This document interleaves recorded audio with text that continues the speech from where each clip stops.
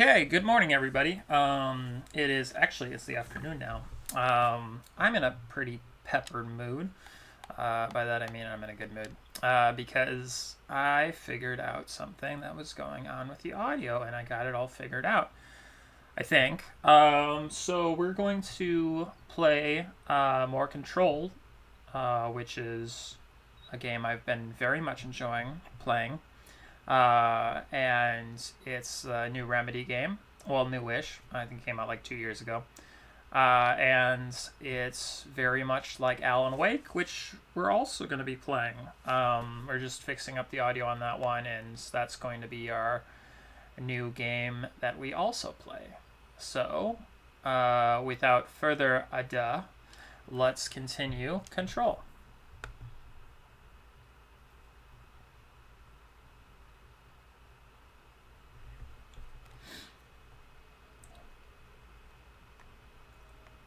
Alrighty. Where we left off, we had defeated kind of a boss in the game who was like a combination of all the bad energy in this, whatchamacallit, universe. What's this? Clearance level. Oh, is this? Let me. Hold on. That must mean I can get into better places. Oh, and what's that? Oh, we gotta listen to this. Come on. You're listening to America Overnight, mystic by the airways for more than 29 years. Thank you for staying up with us. Ghosts. We've had many callers over the years tell us of hauntings, voices, and other phantasmagorical phenomena. Today, friend of the show, Dr. Quincy Reagan tells his story. Quincy, thanks. This is something I experienced recently while staying at Chili Pines Motel in Macon for last year's Suspicion Con. I was in room 47. Night manager, an avid listener to the program, insisted I take this particular room. Now, the manager explained that years back, the body was discovered unburied. Inside that wooden border that motel beds tend to have. Body been there a week, he said. Guests had stayed there, sleeping with the corpse a foot below. They only found the body when housekeepers complained about the smell. Hauntings have been reported in room 47 ever since. I happily took the room. I fell asleep pretty quick, checking under the bed first, of course. No ghosts visiting me, no chili spots or flickering lights. But when I woke up, I found myself under the bed. It was dark and stifling around. Luckily, I was able to push the mattress off and crawl out before I suffocated. The night manager was kind enough to find me in the room. There you have it, listeners. What we call ghosts take many forms. Quincy was brave enough to tell his story, and I encourage you to keep calling and writing whenever you encounter something strange, something you can't explain. Maybe you're seeing colors that you have no name for. Maybe your toaster is possessed. Remember, dear listeners, when no one else believes you. America Overnight, we'll be right back. Well, that's nice. I appreciate the sentiment. So yeah, like I mentioned in a comment, or maybe not a comment, maybe even the description of the second episode, there is a lot of reading and lore, and I intend to have it all visited, even if it means I don't talk for 2 seconds at a time while we're listening to something. No, more like a minute straight. But this game is it's almost like you have to kind of let the game speak and just do a lot of reading, because you got to get the background of everything going on. So this is a reading simulator, like I mentioned in the one of the posts. All right, here we go. Pay attention, Alberto. This is the last time I'm explaining this. Internal lockdowns are manually triggered events that lock one or all of the sectors by restricting use of the sector elevator, effectively locking staff in their sector until the emergency is handled. They can only be lifted via the directorial override and maintenance once the director is satisfied that the situation is under control. External lockdowns are a bigger deal. Nothing in or out of the whole building. It's only triggered by a code red containment breach based on some complicated system that security and research slapped together. It can only be lifted once A, the threat has been neutralized, and B, a high clearance individual gives the system all clear. The process is not the same as the directorial override, so stop saying so in documentation, for frick's sake. I know it's confusing as hell. I've told Darling 100 times to change it, but they're adamant it stays the same way it is. Honestly, I don't even know they even know how to change it at this point. Let's just make sure our staff understands how this mess all works, okay? By the Marshal. Sincerely, XOXO. So yeah, so there's it even looks like there's ones I forgot to read. Because it's like, oh, there's assets you haven't gotten to yet in research. Okay, we're trying. I'm sure not everybody who's played this game has read every single thing that this game has written, because there is a lot. Okay. This looks like a dangerous place to get. Yeah. Can I clear the bad energy in this room and go through it, or what's going on here? A walk? No.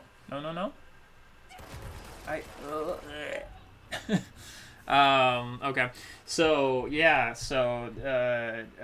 Alan Wake wasn't even this like lore heavy, which is fine. Alan Wake is I think, shorter game with a simpler story, and it's got more of a, how do I put it? Kind of, it's like the narrative of the story is more built in to what happens in the game, and the gameplay, and also the environments of the game, then you have to like kind of read or digest individually.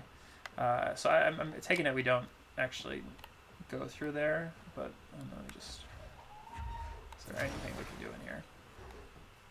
Something's glowing. We come back probably. But anyway, so a lot of the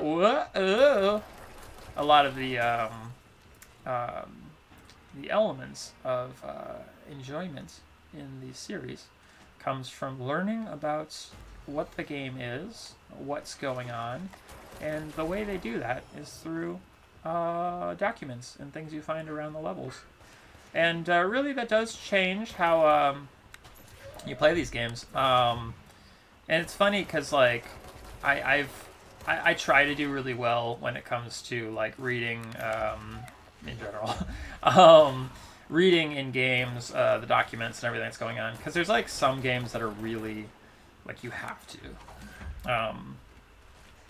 like get what's going on and truly appreciate the game. But it's funny, like there are certain games that have a ton of it, but I've never really gotten around to doing a playthrough of, like, say, like Fallout New Vegas or Fallout 3 are good examples of games that actually, even more than the Fallout games, Skyrim and Oblivion, those games are examples of games that are so enriched with writing and notes and stuff you can pick up to tell stories and to give you background, that some people say that's how you got to play the game. Like, it's like you have to read all of the little books and journals, and what was it, the Busty Argonian Tale. I think it's like really adds an element to like just the story of the game and the backgrounds of the citizens and the life in Skyrim and all that stuff. But I never did that. Not for those games. I was too distracted by bonking dragons in the head. I don't know.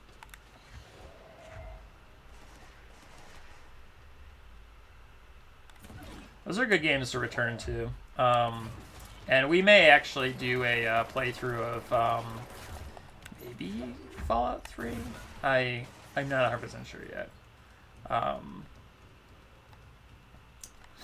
I feel like if I were to do any of the games, Bethesda games, in the in that what do you call it? In the RPG sense, like not like Wolfenstein or something like that. And I may do Wolfenstein. I love Wolfenstein. Actually, Wolfenstein 2 is a great game. I love Wolfenstein 2. So that's one I have considered doing. God darn it, these guys are hard. But the actual Bethesda RPG, Oblivion, what should I call it, Skyrim, Morrowind. I admire those who can stream games like Morrowind. I know a couple of streamers who have done their own playthroughs, and there are certain games like Morrowind or say Fallout 1 or 2 that are considered the canonical essentials in the series. What's my reading to do? Hold on, guys. Got to do some reading. All right, let's see. Last month, our on-site server experienced an intrusion by unauthorized users. After a thorough examination, why did I say a completely different word? It was confirmed that the users only accessed a video file which contained portions of various Dr. Darling presentations. Investigators were able to track the users through their IP addresses. The following are the confirmed identities of these users: Patrick Sturgeons, Rubens Nogueira, Ardo Kamalki, Christopher Mills Bowling, Jaco Sarin. These individuals are in breach of Bureau Code 91 and have been placed under surveillance by our external investigation team. Further action is pending.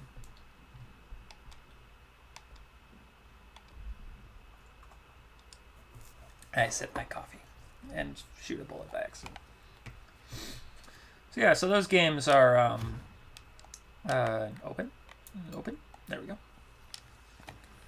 Those games are just rich in lore, and the thing about Morrowind, and I won't go into a whole argument or conversation about what works and doesn't work, but it's not my kind of game, okay?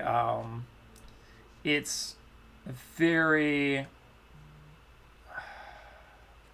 very deeply RPG heavy.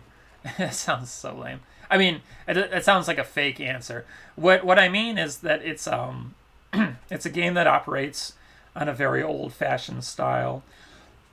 Sorry. And mechanics and gameplay that, just to be fair, have not aged well. And if you grew up playing games like that or can appreciate a difficult game style with trickier elements and I don't want to say more finicky, but just kind of you have to work harder to get through it. And some people played Morrowind when they were teenagers, or I guess I would have been maybe 10 or 12 when those games came out. And I played Oblivion kind of late, but Oblivion is my shit. So I would actually say Oblivion is... if I were to choose between all of the games, at least all of the... These boss battles are getting kind of tough. At least all of the Bethesda games, I would go with the Fallout 3, just because that was when I was peak gamer. Just got an Xbox 360, and I was ready to start gaming on my own rather than at the time I was going to a friend's house a lot and doing a lot of gaming there rather than I didn't have my own console for a little while. Not my own next gen console, which is funny. It's probably the only time you'll hear that these days, that the Xbox 360 is a next gen console. Can I lob these? Hold on. I might have to. I'm not sure if there's a way to bounce the attacks back at this guy. or if you're just supposed to kind of avoid them, if you know what I mean. But anyway, so when I was younger, I had like an N64 and I had an Xbox for a while, but then it took me a little while to get a 360, or as of then a next gen console.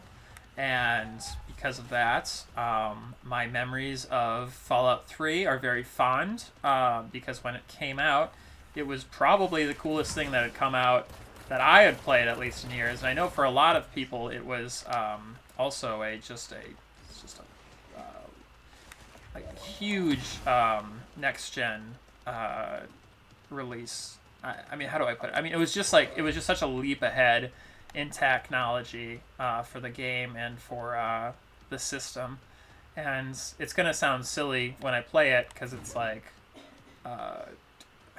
it doesn't look like absolute garbage, but it's definitely not aged well. So when I play it, it's gonna be like, this is a next gen game, or no, you know what I mean. And I'm gonna be like, yeah, it was back in the olden days. It was first off, it's a literary and like lore based masterpiece for its storytelling and writing and all that. So there's that first off, and secondly, it's just had this very unique kind of dismal aesthetic to the environments and all that. That at the time were really cool because it was like, oh, this is a it was like, oh, this is like the idea of the post-apocalyptic setting, a game that is just darker and bleaker and all that. But like now, by today's standards, if you play a game like that, you'd be like, oh, this is a very muddy looking game, which is true. It's like very brown and green, and rather than focusing on the color tones and all that, they focused more on the environments and the characters and all that. I think it's a good game. Although, a lot of people would say Fallout New Vegas is the classic, which is funny, because Fallout New Vegas got piss poor reviews when it came out. But a lot of people, it aged better for a lot of people. And also, it's just, it's got a better story. It had lower expectations, probably. Well, yeah, I mean, it came out after Fallout 3, and it was kind of like a... I mean, it's not quite a sequel, so... And then the sequel was not good. But, yeah, it was... when it came out, it was received so poorly that, like, a lot of people didn't buy it because the reviews were so bad. But part of the reason that the reviews were so bad was because it was so buggy. And then it became the stereotype that Bethesda makes broken games, and that was the whole thing. And then I died.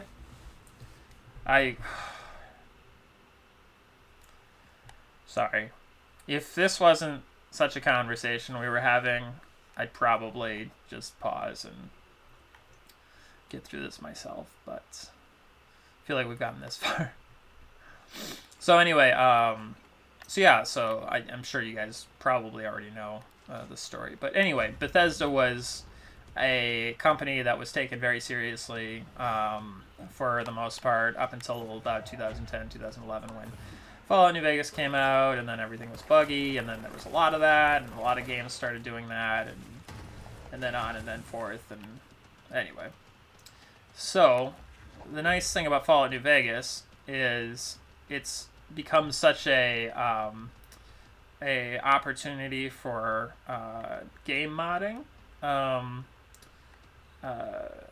and sorry, I'm a little distracted just because I'm like, where the hell are these little guys? I need to fight one so I get my health back.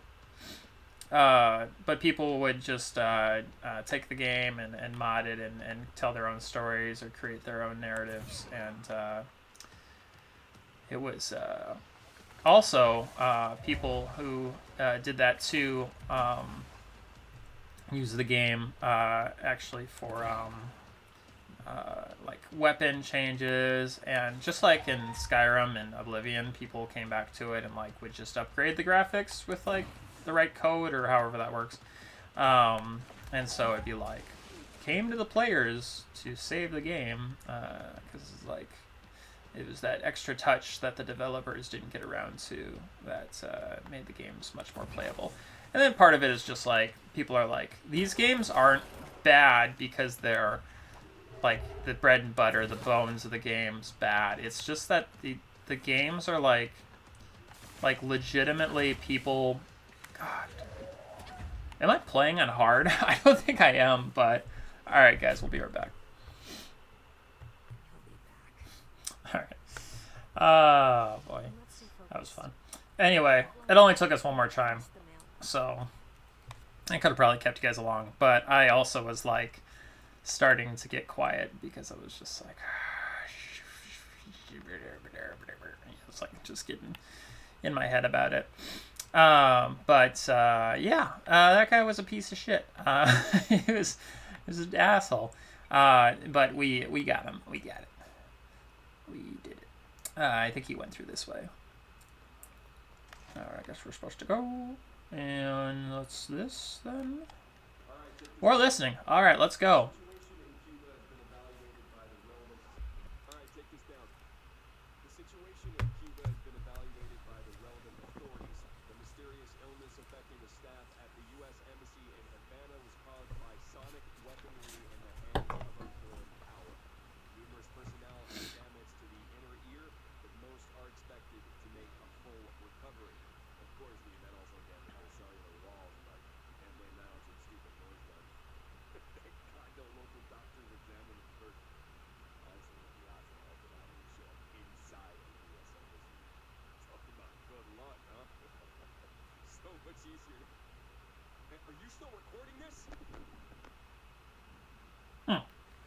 Alrighty. And I think we missed a piece of writing back there too. Let's go find out. A butt summary, or a butt summary.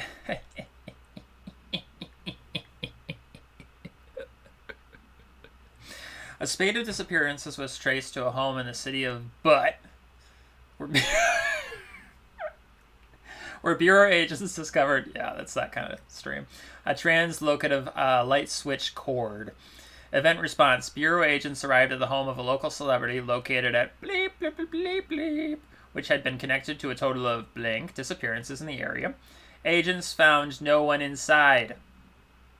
While searching a closet, an agent pulled the light switch cord and disappeared from view. Another agent was selected to pull the cord in order to replicate. Hate to be that guy. He disappeared as well. Both agents were discovered at the oldest house blank days later, found in a sealed room by rangers exploring a new area of the house. The light switch cord in the Butts home's closet disappeared during this incident. Yeah. That'll happen. Huh? Goon?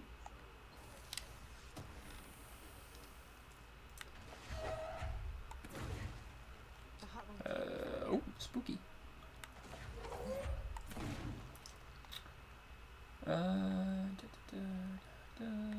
What's this? Am I modding my gun? I ask you. No, I am not. I should be doing that. Rate of fire, ammo cost per shot, recoil, damage, refund chance on hit. Oh, that's pretty good. And I can deconstruct the other ones. Huh. Oh, and there's like rarity, and weapon forms.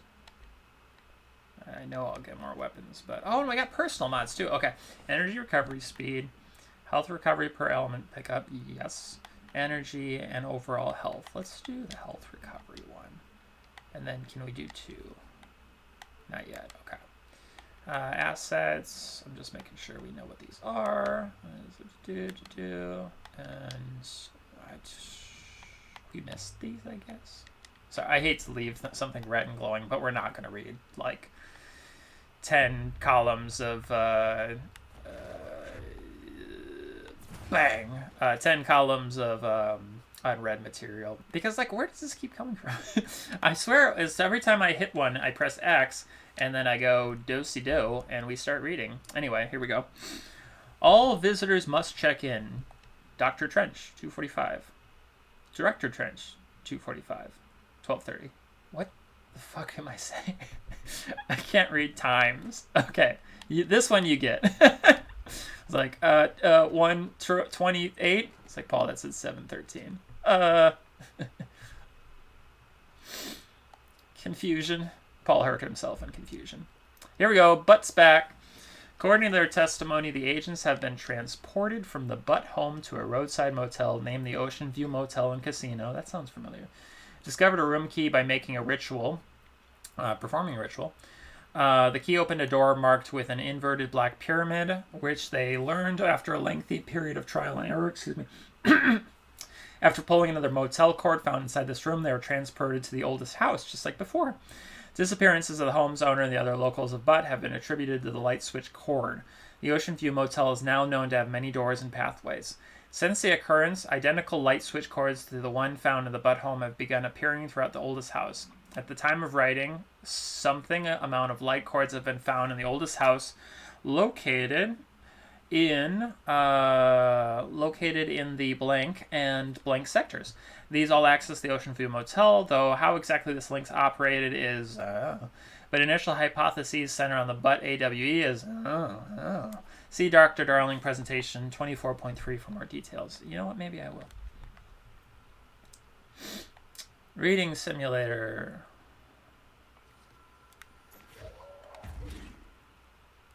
But I'll say this much. I have trouble. Oh, here we go. That's the link. Should we press it? Or is this going to send us?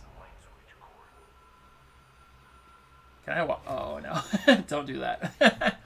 Okay. That was probably a bad idea. Alrighty. Good to know.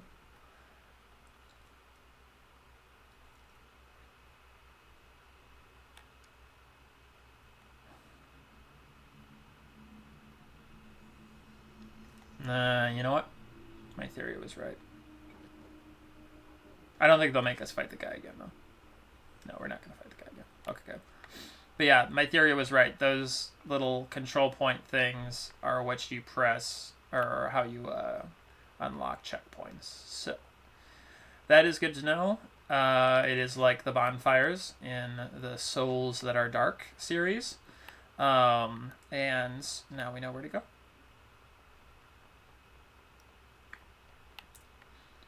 Alright, so let's not walk into the abyss this time, please.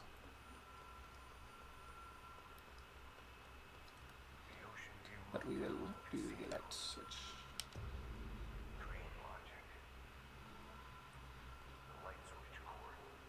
3 applies. Can't read that, it's too low. Trajectory use only, uh-oh. Let's try it again. Shadow was there before, her silhouette. No! Forgot about that, that's cool. No, probably not. Maybe not. Okay. Oh, this is neat. I like this. It's a nice change to the environment. That's something this game, my probably only, maybe not problem, but the nice thing this game is doing is changing the environments up. Because the whole office setting is very cool, but it's nice to step out into surreal. Is there a different door open when I did that? Hold on. Yeah, it's like the doors are changing. Huh. But yeah, it's nice to change that up. And this is a cool setting. I think I'll take a Snoozerino. Jeez. The Black Pyramid. That's the key I want, isn't it? I bet each key opens a different door over here. I reckon. Well, that looks like a pyramid. It's not black. There we go. Uh-oh. I don't like the side of this.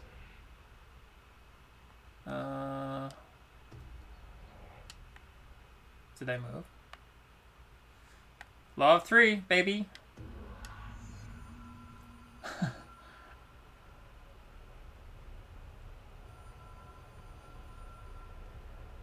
Kind of reminds me of the, I think that's the opening of Portal 1 or 2 when you have to pick up the phone in the cube and sets up the story.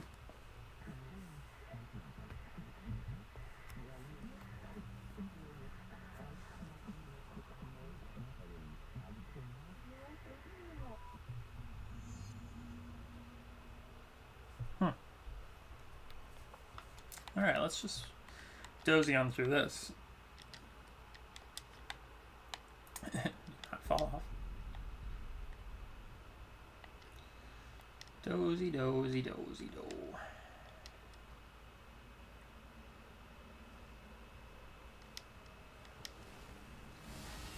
Probably shoot this thing. Yes, yes, yes. It's very scary. Maybe just walk around it.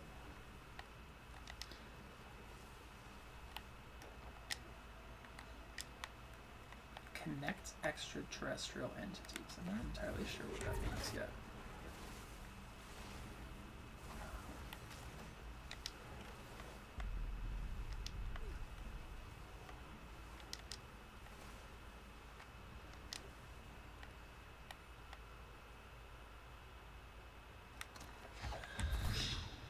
Sorry, sound effects.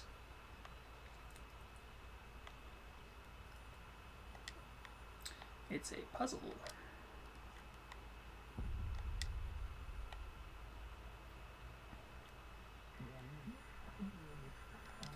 What did I do? Well done. Did one done what? Ah, I gotta do it again. Alright, maybe I'll understand better. Just missed a jump. Right after they told me I was doing a good job too. Alrighty. Over here.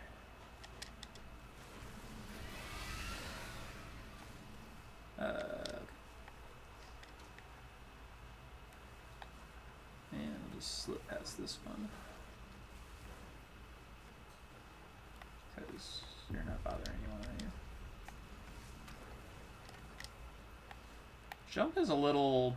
I have been playing too much Tomb Raider, but the jump feels a little small. Like it's like a little hop. That's a little hop. Instead of like a jump. Use a weightier jump, guys. Fix your game. Just kidding.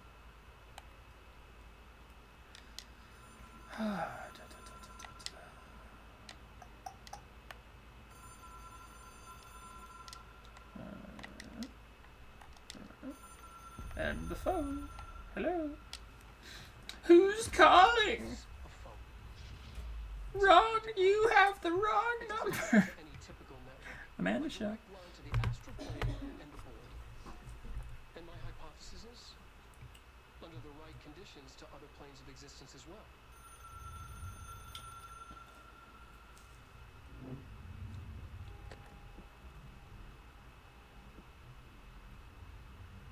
A director needs a team. My management team. These people know the secrets of the Bureau as well as I do. Some even better.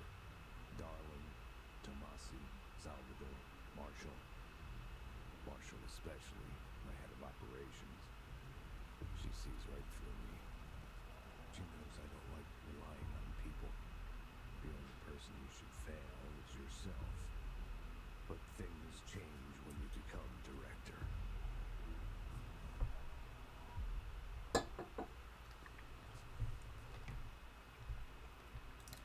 What have we learned? Well, that was interesting.